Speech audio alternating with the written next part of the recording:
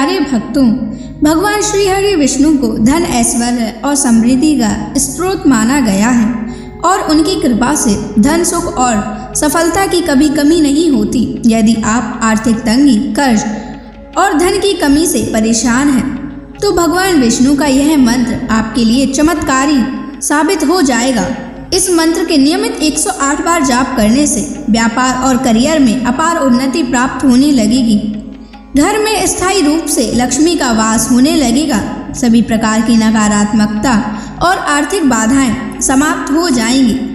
जो भी भक्त सच्चे मन से विष्णु जी के इस मंत्र का जाप करता है, उसे अपने जीवन में धन और सफलता की कभी कमी नहीं आती है। इसलिए प्यारे भक्तों, इस मंत्र का जाप अवश्य करें। यह मंत्र बहुत ही चमत्कारी और अद्भुत मंत्र है। इस मंत्र का प्रभाव तुरंत ही दिखाई देने लगता है। इस मंत्र को आपको नियमित 108 बार जाप करना है। अगर आप भगवान विष्णु का आशीर्वाद प्राप्त करना चाहते हैं तो इस वीडियो को लाइक और चैनल को सब्सक्राइब जरूर कर दीजिए और कमेंट बॉक्स में जय विष्णु अवश्य लिख दीजिए। तो चलिए भक्तों, मंत्र का जाप करना प्रारंभ करते हैं।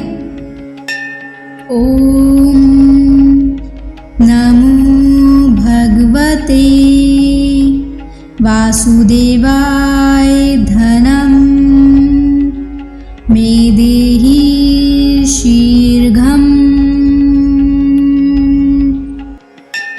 ओम नमो भगवते वासुदेवाय धनम मे देहि शीघ्रम्। ओम नमो भगवते वासुदेवाय धनम मे देहि शीघ्रम्। ओम नमो भगवते वासुदेवाय धनम मे देहि शीघ्रम्।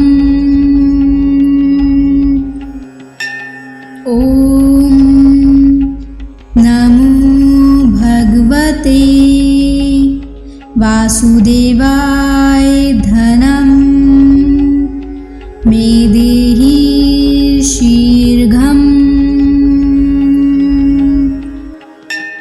ओम नमो भगवते वासुदेवाय धनम मे देहि शीघ्रम्।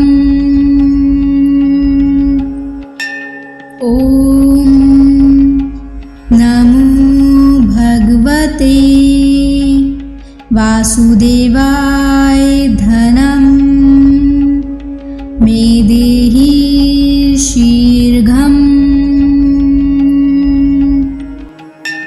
ओम नमो भगवते वासुदेवाय धनम मे देहि शीघ्रम्।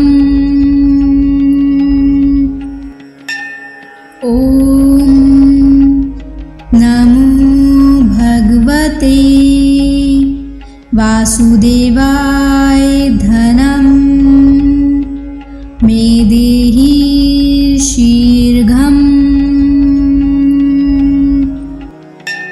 ओम नमो भगवते वासुदेवाय धनम मे देहि शीघ्रम्।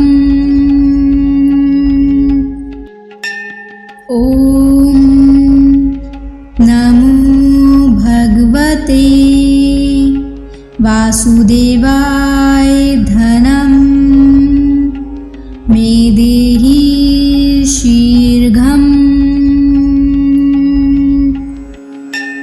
ओम नमो भगवते वासुदेवाय धनम मे देहि शीघ्रम्।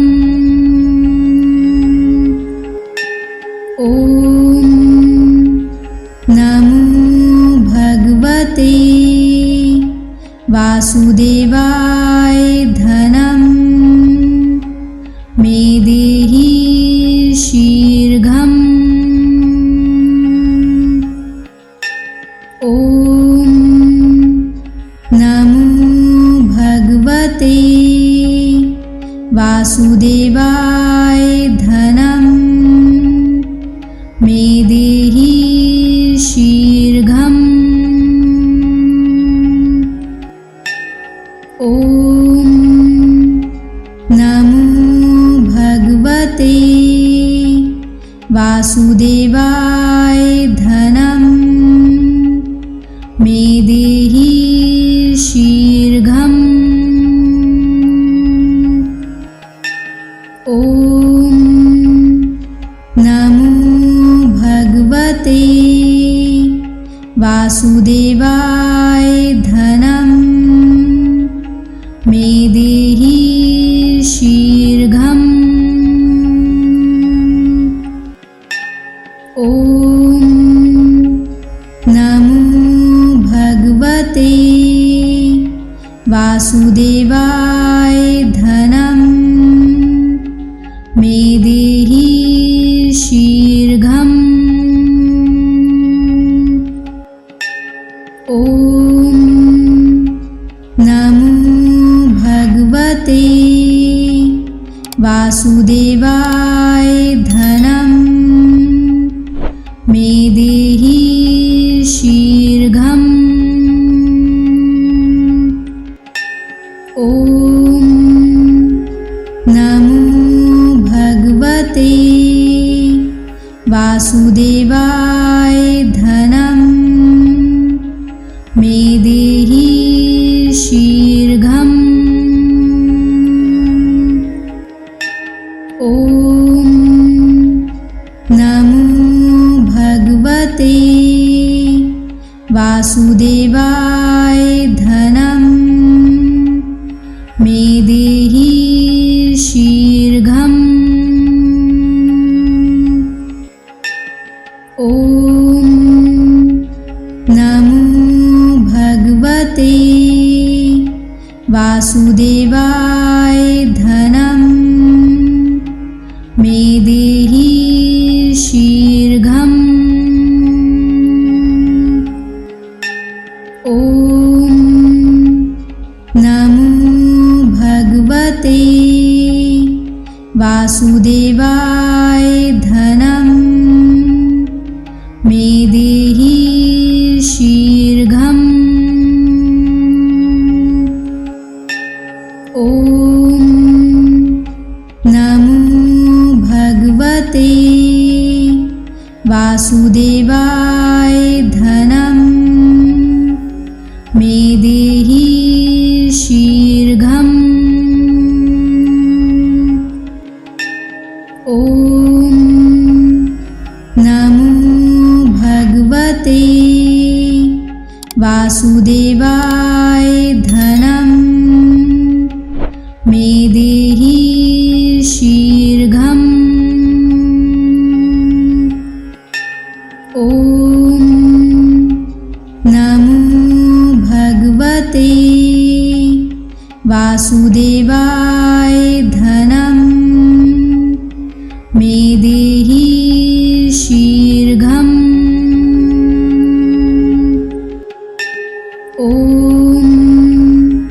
नमो भगवते वासुदेवाय धनं मे देहि शीघ्रम्। ॐ नमो भगवते वासुदेवाय धनं मे देहि शीघ्रम्। ॐ नमो भगवते वासुदेवाय धनं मे देहि शीघ्रम्। ॐ नमो भगवते वासुदेवाय धनं मे देहि शीघ्रम्। ॐ नमो भगवते वासुदेवाय धनं मे देहि शीघ्रम्। ॐ नमो भगवते वासुदेवाय धनं मे देहि शीघ्रम्। ॐ नमो भगवते वासुदेवाय धनं मे देहि शीघ्रम्। ॐ नमो भगवते वासुदेवाय धनं मे देहि शीघ्रम्। ॐ नमो भगवते वासुदेवाय धनं मे देहि शीघ्रम्। ॐ नमो भगवते वासुदेवाय धनं मे देहि शीघ्रम्। ॐ नमो भगवते वासुदेवाय धनं मे देहि शीघ्रम्। ॐ नमो भगवते वासुदेवाय धनं मे देहि शीघ्रम्। ॐ नमो भगवते वासुदेवाय धनं मे देहि शीघ्रम्। ॐ नमो भगवते वासुदेवाय धनं मे देहि शीघ्रम्। ॐ नमो भगवते वासुदेवाय धनं मे देहि शीघ्रम्। ॐ नमो भगवते वासुदेवाय धनं मे देहि शीघ्रम्। ॐ नमो भगवते वासुदेवाय धनं मे देहि शीघ्रम्। ॐ नमो भगवते वासुदेवाय धनं मे देहि शीघ्रम्। ॐ नमो भगवते वासुदेवाय धनं मे देहि शीघ्रम्। ॐ नमो भगवते वासुदेवाय धनं मे देहि शीघ्रम्। ॐ नमो भगवते वासुदेवाय धनं मे देहि शीघ्रम्। ॐ नमो भगवते वासुदेवाय धनं मे देहि शीघ्रम्। ॐ नमो भगवते वासुदेवाय धनं मे देहि शीघ्रम्। ॐ नमो भगवते वासुदेवाय धनं मे देहि शीघ्रम्। ॐ नमो भगवते वासुदेवाय धनं मे देहि शीघ्रम्। ॐ नमो भगवते वासुदेवाय धनं मे देहि शीघ्रम्। ॐ नमो भगवते वासुदेवाय धनं मे देहि शीघ्रम्। ॐ नमो भगवते वासुदेवाय धनं मे देहि शीघ्रम्। ॐ नमो भगवते वासुदेवाय धनं मे देहि शीघ्रम्। ॐ नमो भगवते वासुदेवाय धनं मे देहि शीघ्रम्। ॐ नमो भगवते वासुदेवाय धनं मे देहि शीघ्रम्। ॐ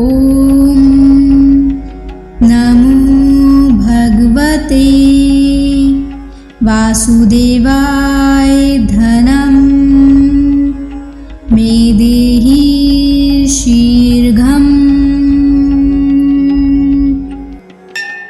ॐ नमो भगवते वासुदेवाय धनं मे देहि शीघ्रम्। ॐ नमो भगवते वासुदेवाय धनं मे देहि शीघ्रम्। ॐ नमो भगवते वासुदेवाय धनं मे देहि शीघ्रम्। ॐ नमो भगवते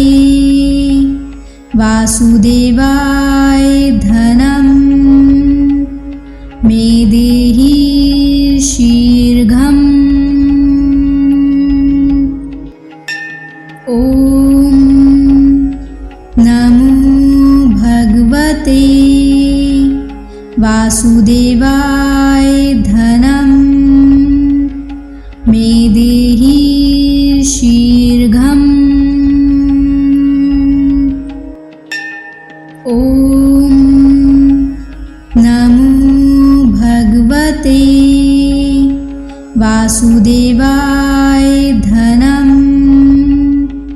मे देहि शीघ्रम्। ॐ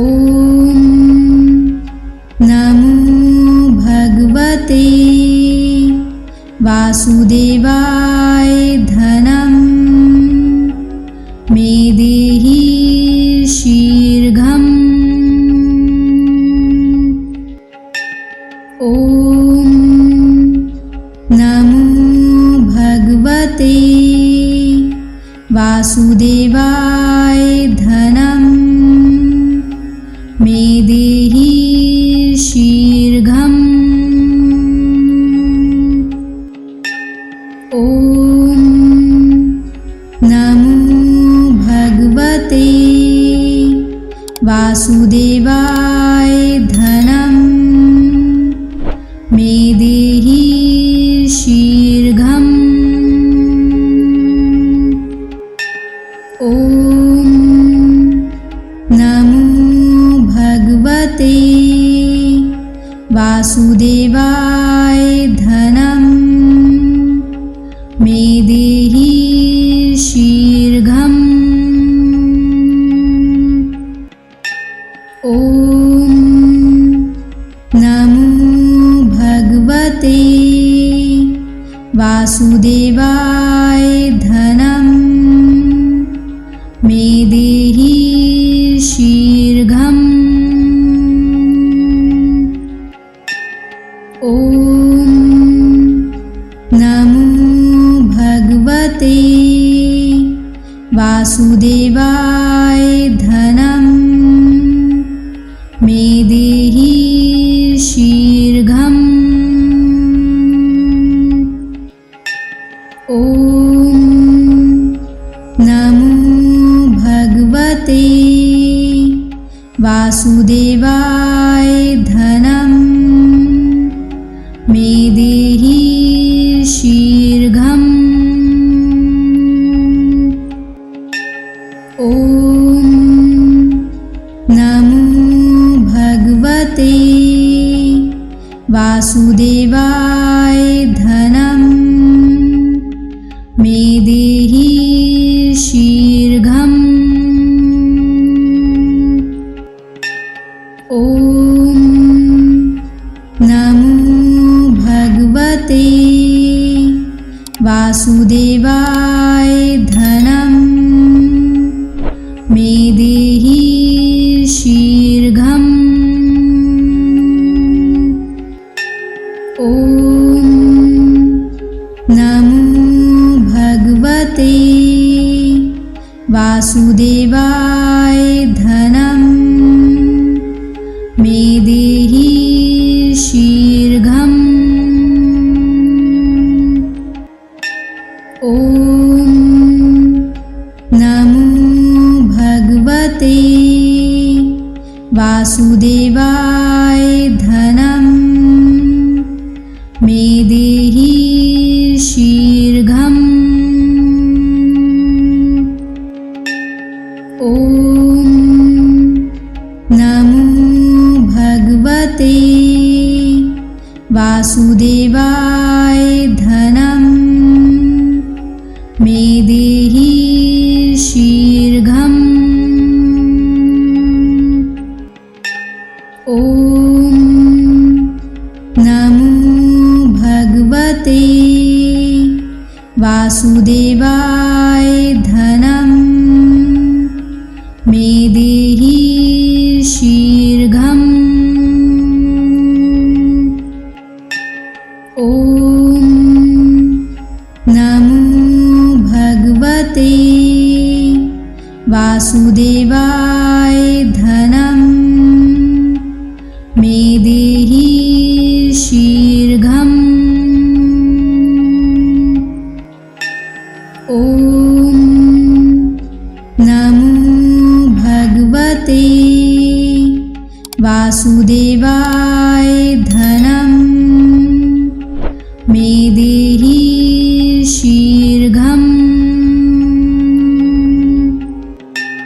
ॐ नमो भगवते वासुदेवाय धनं मे देहि शीघ्रम्। ॐ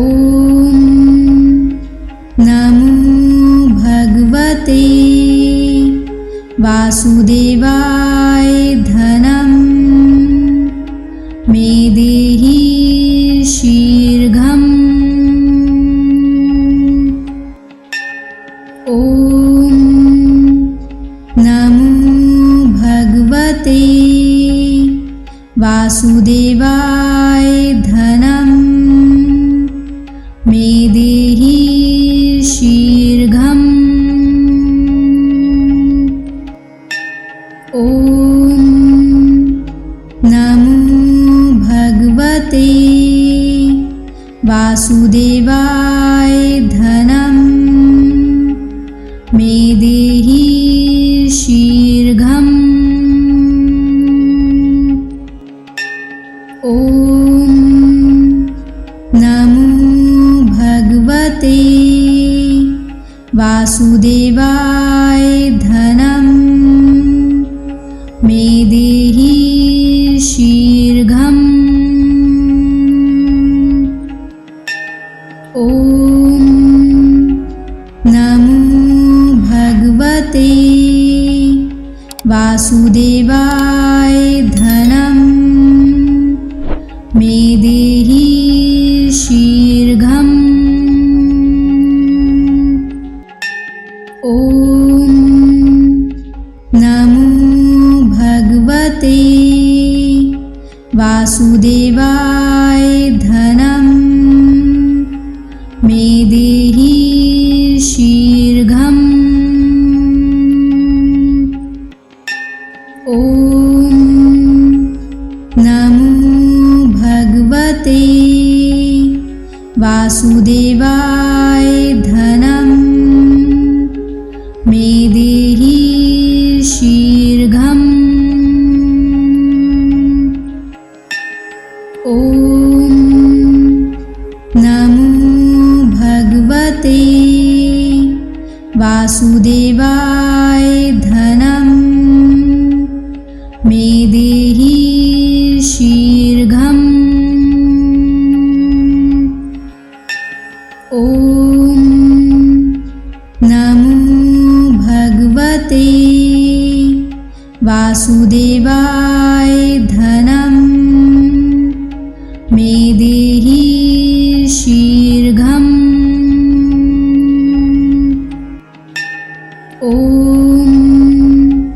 नमो भगवते वासुदेवाय धनं मे देहि शीघ्रम्। ॐ नमो भगवते वासुदेवाय धनं मे देहि शीघ्रम्। ॐ नमो भगवते वासुदेवाय धनं मे देहि शीघ्रम्। ॐ नमो भगवते वासुदेवाय धनं मे देहि शीघ्रम्। ॐ नमो भगवते वासुदेवाय धनं मे देहि शीघ्रम्। ॐ नमो भगवते वासुदेवाय धनं मे देहि शीघ्रम्। ॐ नमो भगवते वासुदेवाय धनं मे देहि शीघ्रम्। ॐ नमो भगवते वासुदेवाय धनं मे देहि शीघ्रम्। ॐ नमो भगवते वासुदेवाय धनं मे देहि शीघ्रम्। ॐ नमो भगवते वासुदेवाय धनं मे देहि शीघ्रम्। ॐ नमो भगवते वासुदेवाय धनं मे देहि शीघ्रम्। ॐ नमो भगवते वासुदेवाय धनं मे देहि शीघ्रम्। ॐ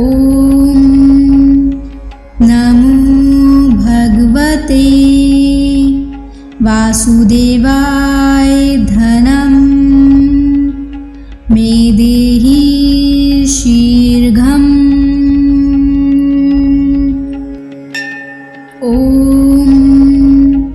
नमो भगवते वासुदेवाय धनं मे देहि शीघ्रम्। ॐ नमो भगवते वासुदेवाय धनं मे देहि शीघ्रम्। ॐ नमो भगवते वासुदेवाय धनं मे देहि शीघ्रम्। ॐ नमो भगवते वासुदेवाय धनं मे देहि शीघ्रम्। ॐ नमो भगवते वासुदेवाय धनं मे देहि शीघ्रम्। ॐ नमो भगवते वासुदेवाय धनं मे देहि शीघ्रम्। ॐ नमो भगवते वासुदेवाय धनं मे देहि शीघ्रम्। ॐ नमो भगवते वासुदेवाय धनं मे देहि शीघ्रम्। ॐ नमो भगवते वासुदेवाय धनं मे देहि शीघ्रम्। ॐ नमो भगवते वासुदेवाय धनं मे देहि शीघ्रम्। ॐ नमो भगवते वासुदेवाय धनं मे देहि शीघ्रम्। ॐ नमो भगवते वासुदेवाय धनं मे देहि शीघ्रम्। ॐ नमो भगवते वासुदेवाय धनं मे देहि शीघ्रम्। ॐ नमो भगवते वासुदेवाय धनं मे देहि शीघ्रम्। ॐ नमो भगवते वासुदेवाय धनं मे देहि शीघ्रम्। ॐ नमो भगवते वासुदेवाय धनं मे देहि शीघ्रम्। ॐ नमो भगवते वासुदेवाय धनं मे देहि शीघ्रम्। ॐ नमो भगवते वासुदेवाय धनं मे देहि शीघ्रम्। ॐ नमो भगवते वासुदेवाय धनं मे देहि शीघ्रम्। ॐ नमो भगवते वासुदेवाय धनं मे देहि शीघ्रम्। ॐ नमो भगवते वासुदेवाय धनं मे देहि शीघ्रम्। ॐ नमो भगवते वासुदेवाय धनं मे देहि शीघ्रम्। ॐ नमो भगवते वासुदेवाय धनं मे देहि शीघ्रम्। ॐ नमो भगवते वासुदेवाय धनं मे देहि शीघ्रम्। ॐ नमो भगवते वासुदेवाय